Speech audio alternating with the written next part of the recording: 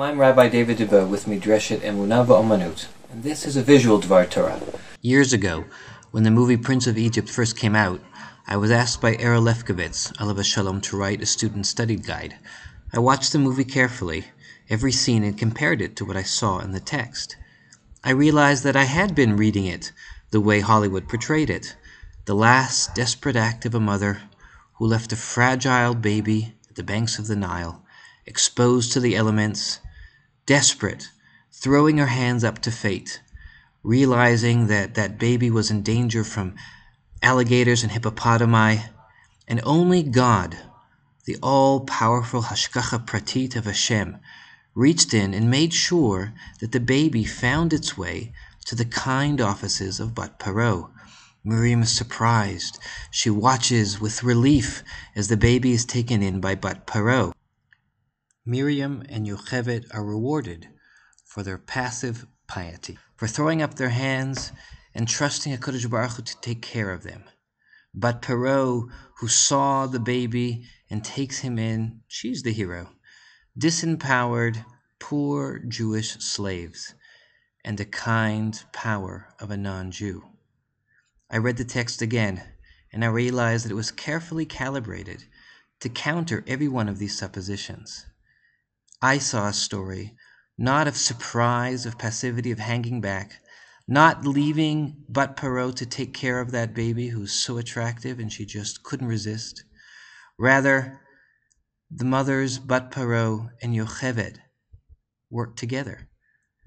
They make sure together that the infant is nursed in a Jewish home with Jewish milk, and only when the baby is weaned is it brought back to the palace. Let's take a look at the text again, and hopefully I can show you a very different story. The story of empowered political agents who authored the plan who saves baby Moshe. The Torah indicates that Yocheved had time to plan. If the decision to put Moshe on the Nile was a result of a sudden, unforeseen change in circumstances, the text would simply state that Yocheved could no longer hide Moshe, initiating a state of emergency.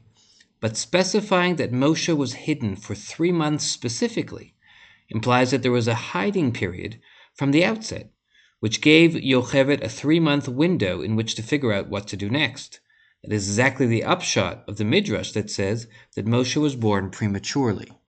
Once the hiding was over, Yocheved intentionally switches to the Teva plan of floating an ark on the Nile, the creation of the little ark with the detailing of its thorough waterproofing, even the seemingly superfluous, and she placed the child in it, all slow down the action considerably and indicate deliberate action, not a hasty escape. The baby is placed by the reeds. In other words, in a specific spot. It's not floating freely anywhere. It's going to be found exactly as Miriam Yocheved intended, in that very spot. What does Miriam want to know when the verse states she stood off a distance to know what will be done to him? Is she unsure if God cares or has the power to save? It sounds like the Miriam has a vision and is anxious to know how exactly it will play out. Put together, it sounds like Miriam and Yocheved have time to plan, take action towards this plan, and want to find out about the plan. Before we detail the plan as I see it, I would like to point out problems with reading the encounter between Miriam and Bat Paro as conventionally understood. Let's review the context and verses. At the end of chapter 1, Pharaoh has just decreed that all male Jewish children are to be drowned to death in the Nile. In the space of 5 quick verses, Bat Paro and her entourage see the baby in the reeds, identify it as a Hebrew baby. His sister offers to find a Hebrew nurse, and Bat Paro agrees. Miriam leaves, finds the child's mother, and returns.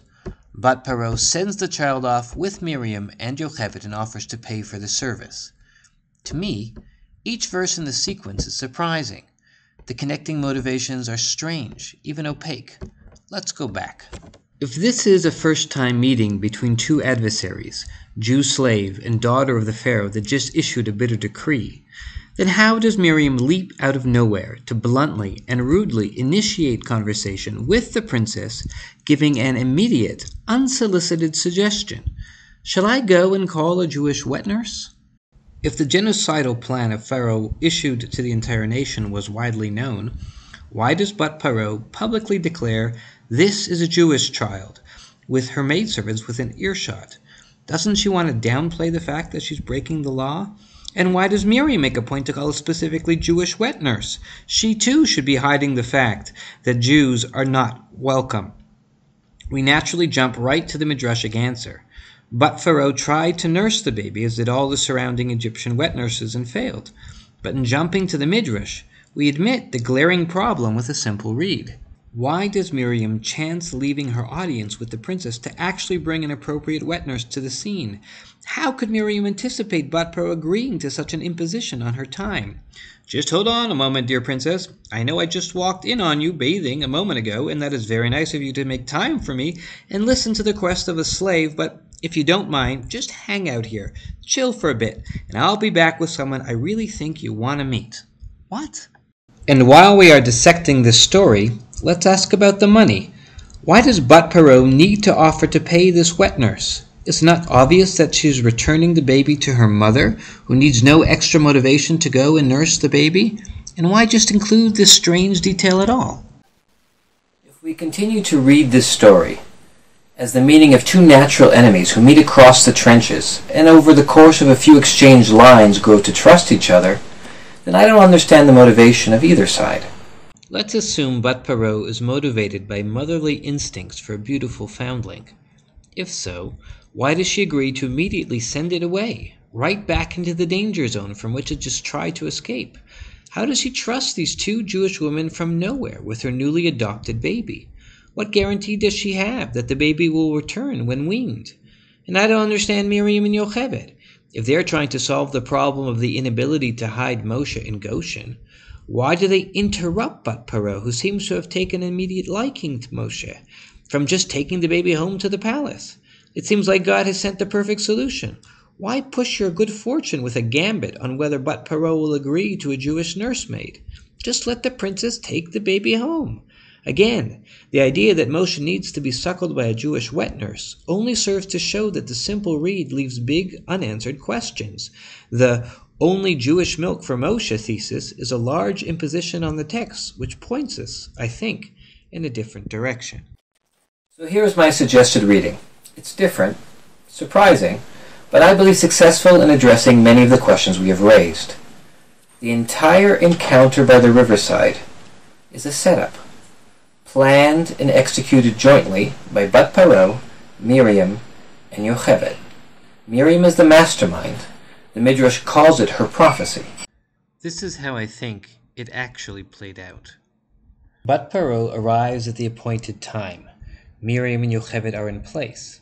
Bat Paro leaves her maidens on the shore as she wades in to check if the teva is there. She gives a quick wink to Miriam. Miriam in turn checks on her mother Yocheved, and then Bat Paro wades back to shore. Then the play begins. Maidservants, please go fetch that strange-looking basket. Oh, what a cute Jewish child I have found, declares Bat Paro, lingering on the word Jewish for effect. Enter Miriam stage right. I can get you a Jewish wet nurse to suckle this child. Great idea. Please do it. Miriam, in a loud voice, is the mother of this child anywhere nearby? Enter Miriam with Yocheved looking surprised. Bat Paro, please take this child and nurse it for me, and I will pay you for it. Exit Miriam and Yocheved with baby Moshe. End Suf. The stiffness of these lines, their hollow and demonstrative tone, the unrealistic staging and lack of any time sense, the flatness of emotion, there's no fear, no trepidation, are taken directly from the text. These verses stand in stark contrast to the other terse but emotionally resonant dialogues that fill the Torah. The intended audience, the maidservants, stand aghast. Did their mistress really blatantly defy the law of the land? Did she knowingly, brazenly protest her father's decree? The Midrash puts these words explicitly into the mouth of the maidservants. To what end? What did this play accomplish? I envision Yocheved and Miriam returning home with Moshe, openly and bravely. When the PPP, that's Paro's protective police, knock on the door, all Yocheved needs to do is present her official palace wet nurse license, or show the special royal currency she received from Bat Paro. When the PPP officer challenges the validity of her documents, Yocheved simply refers the officer to any member of the royal court who witnessed the transaction firsthand. It was in all the newspapers, and when that officer knocks on the door down the block, that mother also waives her Bat Paro nursing franchise. This plan could save many more babies than just Moshe. The righteous women of Egypt, Bat Paro chief among them, initiate the nursing rebellion that blossoms into the Exodus.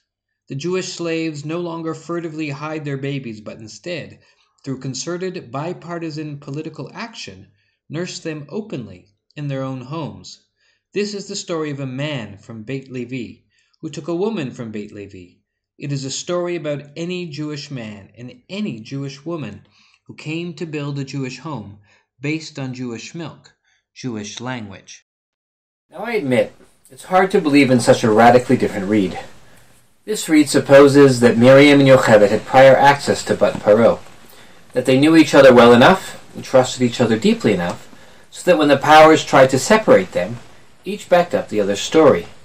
Bat Paro stood by her higher Jewish wet nurses, and the Jewish mothers kept up the feigned story that they were only nursing Bat Paro's child. When called upon, they delivered the baby to the palace. This story supposes Yocheved, Miriam, and Bat Paro were brave enough to openly defy the law of the land, that they knew they could transgress Pharaoh's decree so long as they put up a thin cover story. They understood that so long as all the women worked in concert, each playing their role in this ruse, they could succeed in defying Pharaoh's draconian policies. It was not a power struggle. Pharaoh would always win in a contest of strength. Rather, it was a ploy, a language game.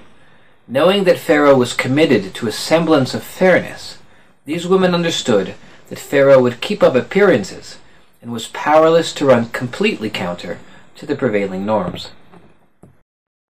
That would be a lot to suppose, but for the fact that all these suppositions can be learned directly from the previous story of the Hebrew midwives. Let's call that story the Birthing Rebellion. The official Hebrew midwives defied Pharaoh's demand to kill the Jewish males at birth. Commentators debate whether they were Egyptian midwives for the Jews or Jewish midwives. What seems clear is that Shifra and Puah did not do the work themselves.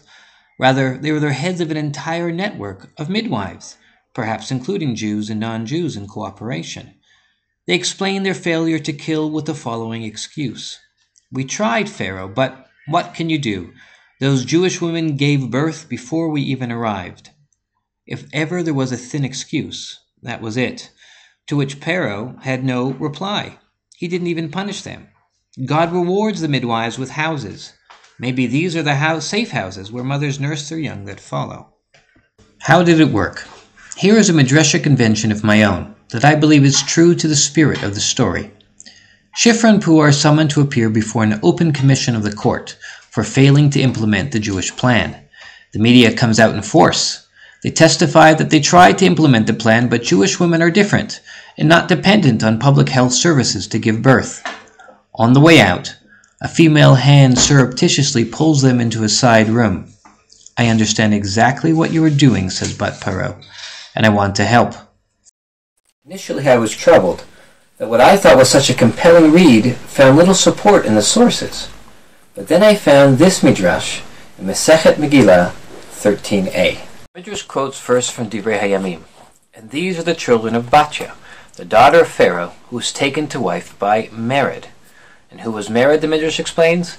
Mered is Kalev, because he rebelled against the advice of the 10 spies, who married Bat Paro, who rebelled against her father Pharaoh. However, Shmot Rabbah, based on verses later on in Divrei Hayamim, tells us about a different wife for Kalev. And Kalev took for his wife Ephrat, and had a son Hur. Who is Ephrat? This is Miriam, who had made Israel fertile and flourish. Thus Mered, which translates as rebellion, had 2 wives, Bat Paro and Miriam. In their merit, and the merit of the righteous women, our ancestors were redeemed from Mitzrayim. Shabbat Shalom. Thank you to everyone who helped make this video. And may this video be in the merit of the memory of Earl Lefkowitz. Zichrono Livracha.